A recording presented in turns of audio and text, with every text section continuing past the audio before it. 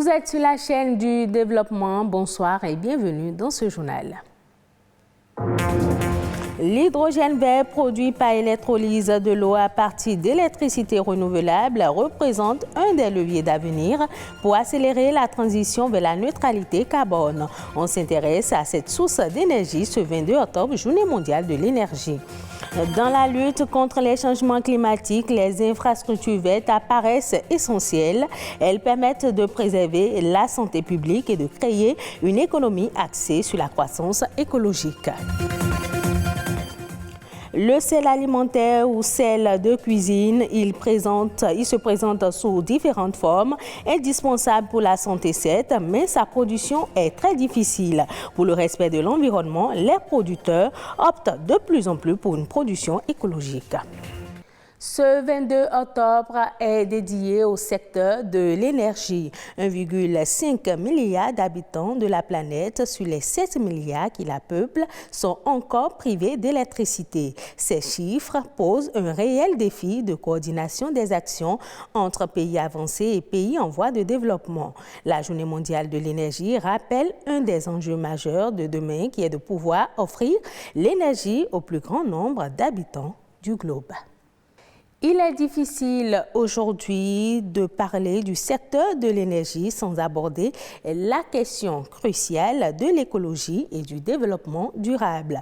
Produire de l'énergie, oui, mais dans quelles conditions? Les énergies renouvelables sont des sources d'énergie propres.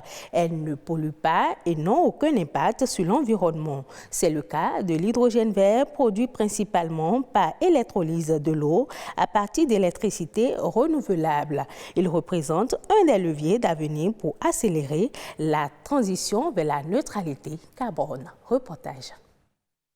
Produit de l'hydrogène vert grâce à la lumière. Les chercheurs s'y attellent depuis plusieurs décennies.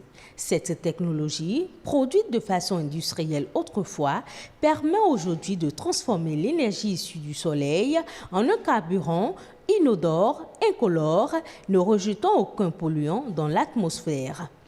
Mais l'innovation de la production de l'hydrogène, qui est un puissant vecteur énergétique, aujourd'hui, à l'aide des énergies renouvelables, se fait de manière plus douce, en ce sens que cela ne génère pas du CO2, ça ne pollue pas l'environnement. Et c'est un vecteur énergétique qui a une très forte capacité énergétique. Par exemple, 1 kg d'hydrogène, ça fournit plus de 3 fois l'équivalent d'énergie d'un kilogramme d'essence, par exemple. De l'eau et de la lumière, ce sont les sources nécessaires aux chercheurs de l'Institut des sciences chimiques de Rennes pour produire de l'hydrogène. Contrairement à d'autres scientifiques qui utilisent les panneaux solaires pour convertir la lumière en électricité, ils ont opté pour un système plus simple. Plusieurs techniques ont cependant été développées pour produire ce carburant.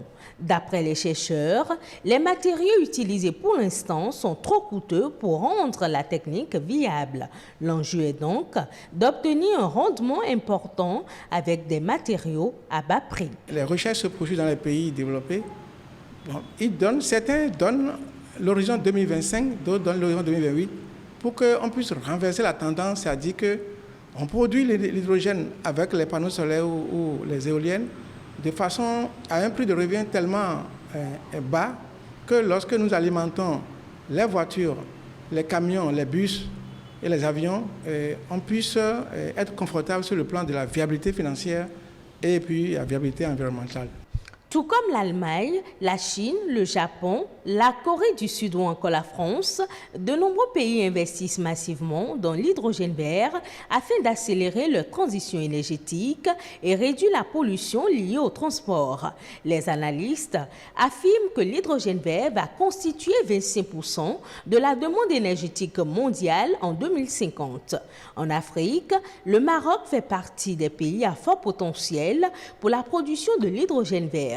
Le pays pourrait couvrir d'ici 2030 2 à 4% des besoins mondiaux en carburant et combustibles produits à partir de l'hydrogène vert. De l'énergie aux infrastructures vertes. Investir dans les infrastructures vertes est un moyen efficace pour réduire les émissions mondiales de gaz à effet de serre. Les infrastructures vertes sont un ensemble d'écosystèmes naturels qui peut aider les collectivités à réduire leur empreinte carbone. Suivez ce reportage pour mieux comprendre. La Terre connaît aujourd'hui 16 des 17 années les plus chaudes jamais enregistrées depuis 2001. Selon la NASA, la lutte contre les changements climatiques est une priorité mondiale et l'installation des infrastructures vertes apparaît comme une solution. Une infrastructure verte est un espace d'agrément couvert de végétation. Ça peut être des arbres ou des plantes herbacées dans un objectif de récréation ou dans un but ornemental. Il fait plus chaud aujourd'hui qu'avant, ainsi de suite.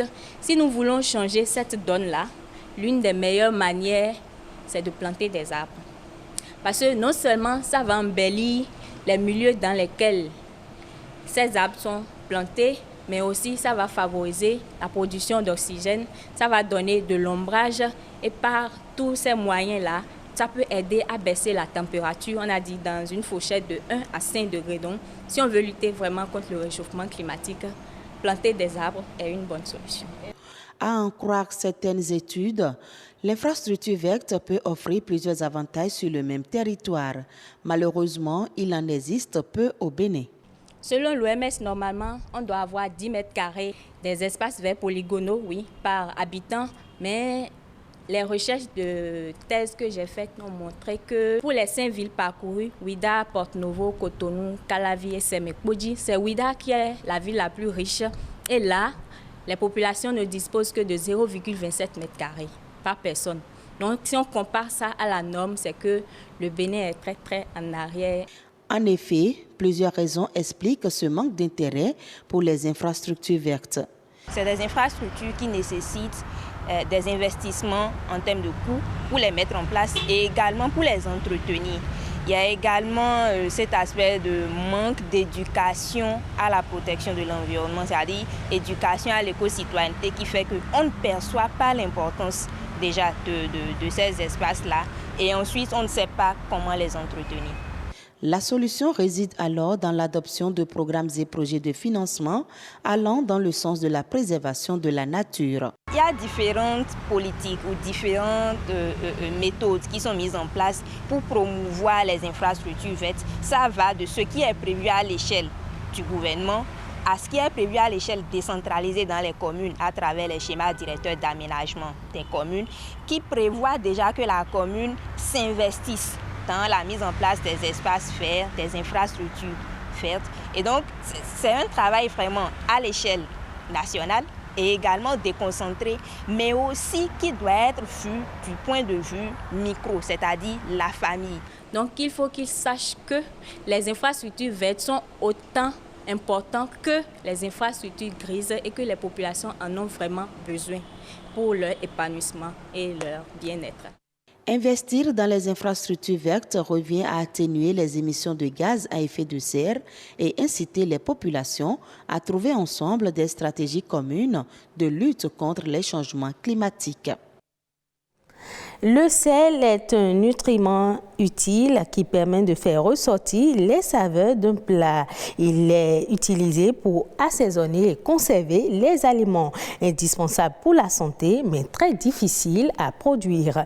Pour faciliter la production du sel et protéger l'environnement contre les dégâts que cause la méthode traditionnelle de fabrication du sel, une méthode écologique a été créée. Cette méthode consiste à fabriquer le sel à base du soleil.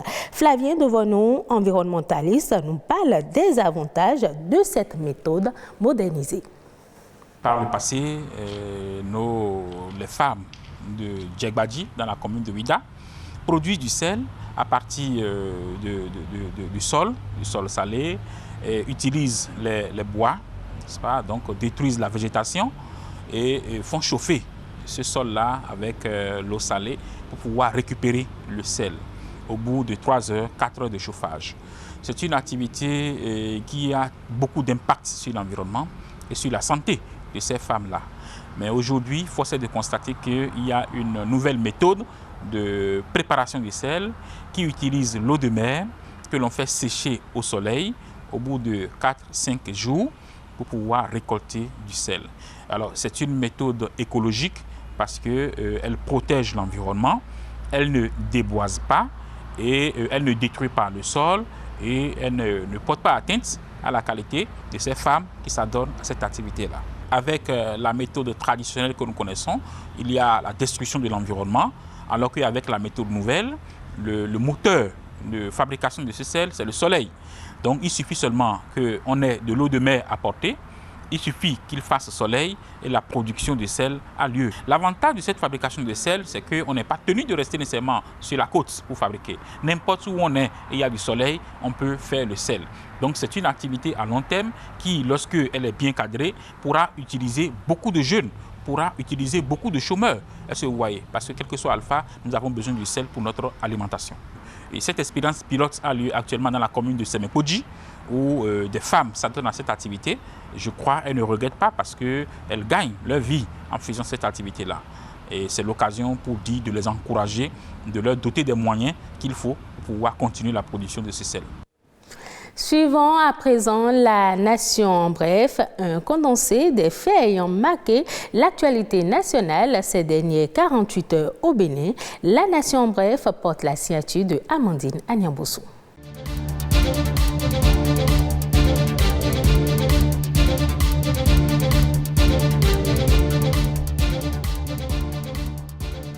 Lutte contre le Covid-19, l'accès aux bâtiments de l'administration est désormais conditionné. Les usagers doivent présenter une preuve de vaccination ou un résultat PCR datant de moins de 48 heures. La décision a été prise en Conseil des ministres. À l'origine de cette mesure, le gouvernement avance une faible couverture vaccinale au Bénin. Le taux de couverture vaccinale n'est pas appréciable, du coup, les mesures de restriction restent en place. Selon les membres du gouvernement, l'atteinte d'une couverture vaccinale satisfaisante contre le Covid-19 va favoriser la reprise de toutes les activités économiques et le retour progressif à une vie normale sans exposer la grande masse à la contamination. Les députés ont adopté la loi portant mesures spéciales de répression des infractions à raison du sexe et de la protection de la femme en République du Bénin. Le vote de cette loi est l'aboutissement d'une réforme qui vise le renforcement de la protection de la femme contre les atteintes dont elle est victime en raison de son genre.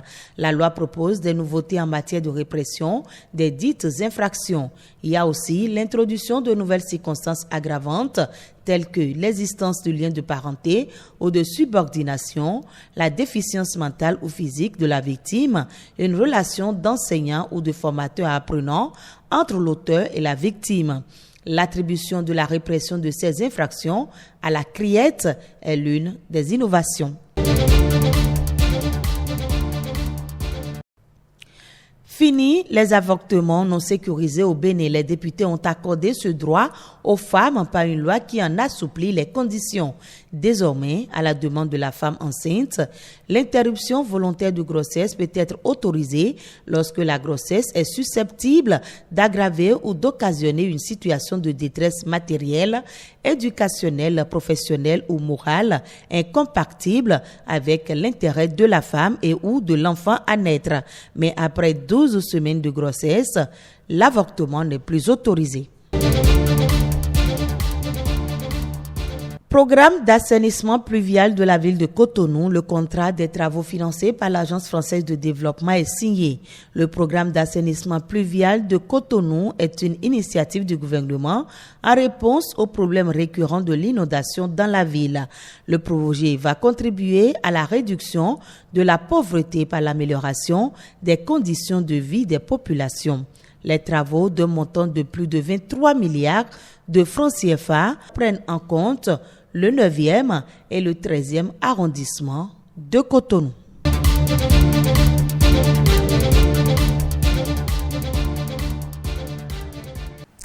Ainsi se referme cette édition. Merci de l'avoir suivi. Retrouvez ce journal sur le site de l'ORTB, www.ortb.bj.